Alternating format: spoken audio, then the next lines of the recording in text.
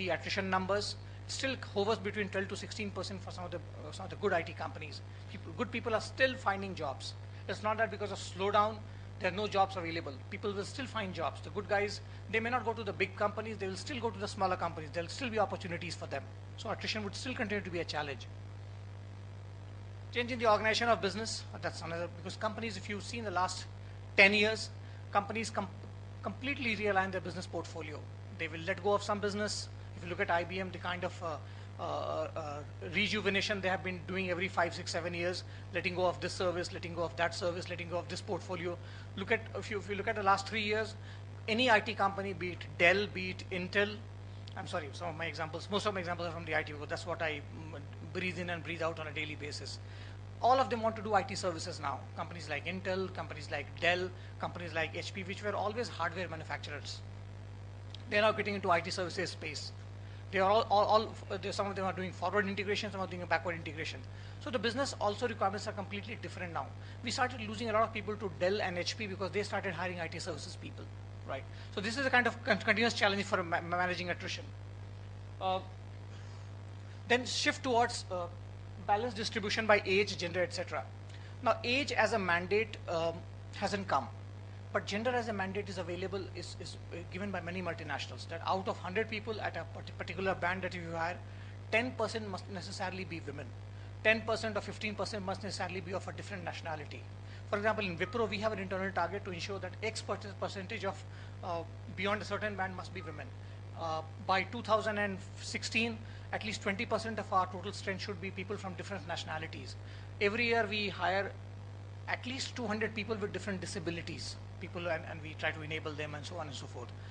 And we have done so much hiring in last 3 years that yesterday when we were doing our review for the disability hiring, we realized that we have become a poaching ground for most of the public sectors. They have a quota to fulfill. 2% of their population must be from the people from disability background. So they have started hiring people from Wipro. So anyway, that's a part of the challenge. So we never knew that we'll face attrition there also. But they realize that they are trained people, and people who have a disability would sometimes prefer a public sector job because mobility, etc. is allowed. They allow posting in different cities of their choice. And if you, for example, if State Bank of India decides to hire from Wipro, there's nothing we can do. Because they can post the person in the smallest of villages in the country, which we can't do. Except in some 7, 8 cities, we can't compete with them. And salaries may differ here and there, but public sector banks have their own set of perks and so on and so forth. Yeah. But again, in terms of meaningful job, it may differ a bit. Coming to the human capital risk part of attrition, again, I'm trying to hurry it up. There are a lot of ideas, a lot of thoughts, and attrition is something which we debate on a daily basis. So it could have easily been a death by PowerPoint, but I just try to keep it restricted to some 3-4 slides. So this is again a very clinical slide. If you look at a human asset, a person who joins your company, if you look at a machinery or anything, over a period of time, it starts depreciating. Human asset is the only one which would not depreciate over time technically, because the moment person starts becoming senior or experienced, he can acquire a new set of skills, get reskilled, and probably refresh himself and assign more responsibility. So after 5 years, 10 years, you're not merely older, but you're also more experienced, more skilled, and more competent. But it may also happen in some cases whereby over a period of time you'll start seeing diminishing returns because the person has not cared to upskill him, not to keep pace with the times. If you look at technology, 7, 8 years back, mainframe technology used to be the most, but now nobody worries about it. I'll give you one example. Have you heard of a company called SAP? SAP is a German giant. It's around $40 billion company. They manufacture ERP system. It's a proper German company. It's like the Mercedes and the Audi and the BMW. Solid, methodical, precise. They will take time to move, but they'll move for sure. And in the SAP conference, which happened just now, some 3 months back, they're talking about SAP availability on mobile applications. So if the company has an SAP, people can access it through mobile, which was unheard of because their applications are very heavy, very lugubrious, not very user-friendly. The user interface is not so exciting. It's not like the Apple interfaces or the Apple application that you see. Very, very, very tough to deal with. They're not as attractive as some of the applications that you see.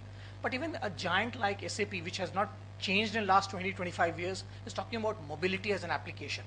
So similarly, if the person has not kept pace with technology, not kept pace with their time, he'll start seeing diminishing returns. His skills may not be as in demand. It's not the companies calling, the customers don't want the technology. That's how you start seeing the diminishing returns of the skills, because people don't require those set of skills. So the person has a choice. He can probably pick up a new set of skills, become trained and start doing it all over again, or he can stick to it and probably, in a manner of speaking, become all and sundry. Coming back to the piece on managing attrition, we keep saying that the last piece is that people join the companies and leave the bosses. But there's something in between, which is probably more meaningful and more relevant. And in the IT industry, we would see people leaving for compensation, etc. But all the interviews, the exit interviews that I do beyond a particular band, for the senior bands, I do the exit interview. More often than not, it's about the role, it's about the career growth, it's about the opportunity. Because many of these guys have been in the industry of 15, 20 years, financially that they are not challenged. And probably if you are drawing 40 lakhs here, 60 lakhs somewhere else is not going to change your life dramatically. Because probably you'll drive the same car, you'll have the same house and so on and so forth. From 5 lakh to 20 lakh is a very long journey, but 40 to 60 is not such a big journey. 40 to 1 crore may be a big journey, right? More often than not, it usually comes in that the role is different. I may manage a bigger portfolio, I may manage a bigger landscape, I may manage an entire geo and so on. So the role, responsibility, goals and objectives, this is where this discussion comes around. And coming back to Mr. Rao's point about the structure of salary, etc., the government has ensured that there are very few ways you can really maneuver the salary piece as well. So most of the companies have similar, IT companies have similar compensation offerings. So beyond the point, the possibility of saving, structuring, etc., doesn't help much until the quantum is very high of the savings or the salary. So the first piece is exciting and challenging work. The work which probably tells you on a day-to-day basis, come to work, something which is innovative, something which is new. And we recently ran a campaign to develop mobile applications because we are investing a lot into the mobile applications. So whereby you can access on Android devices or Apple devices mobile application. Not one out of 20,000 applications which were loaded, and the prices were fairly attractive. You had an iPad, you had an iPod, a lot of things, lot of very nice things which are expensive and so on. Not one came from middle managers, and our middle managers are some of the best coders and developers, right? But the youngsters were so excited about it that they participated in droves. We had a tough time trying to find out the winners and so on and so forth. So exciting and challenging work is something which probably the youngsters would look for. Career growth. Now this is where some of the youngsters would get confused. Sometimes the career growth is equal to promotion. Sometimes the career growth is equal to an on-site opportunity where you get to travel abroad and probably save some money, do some exciting work. And sometimes it's a real growth in terms of the responsibility. I've been a small individual contributor. When do I become a module leader? When can I command men? When can I lead a group of people? About learning and development, huge demand. If I have a set of skills, how are you investing in me so that I pick up the latest set of skills? Every 5 months, 6 months, a new technology comes in. What are you investing in, and how are you training me in those set of skills so that I become more marketable? Good culture, open culture, bureaucracy free, hierarchy free. Everybody is available on tap, on call. Email has probably broken many barriers, and this continues to be one. Fair pay and benefits. People, what we have seen from experience and surveys, people don't look for the highest pay. They look for fair pay. When we say fair pay, it's about if there are 10 people doing the same job, there should be some equality between them. All of them may not draw the same salary, but there should be some sense of semblance around the entire piece. So if I am at 3 lakhs, maybe the next guy should be around maybe 5-10% here and there, but not 100%. So that's where the fair pay piece comes in. Being recognized, valued, and respected. This is where the R&R piece comes in. Yeah, that the work that I do, does it get recognized? Does it get respected? Am I seen as a valued member or as somebody who is probably part of the addendum? Pride in an organization, and this comes for companies which have been there for long, which have built a legacy. I talk about the IT world, be it TCS, be it Infosys, be it Wipro. And in cities like Bangalore or wherever we are in, we enjoy a fair degree of respect in the local market. Yeah. And what we said that finally the good boss, all would get negated if the boss is not alive to the problem, not alive to the issues, and doesn't care about the people. All of that would get negated. So people would still leave the boss. Yeah. Thanks so much.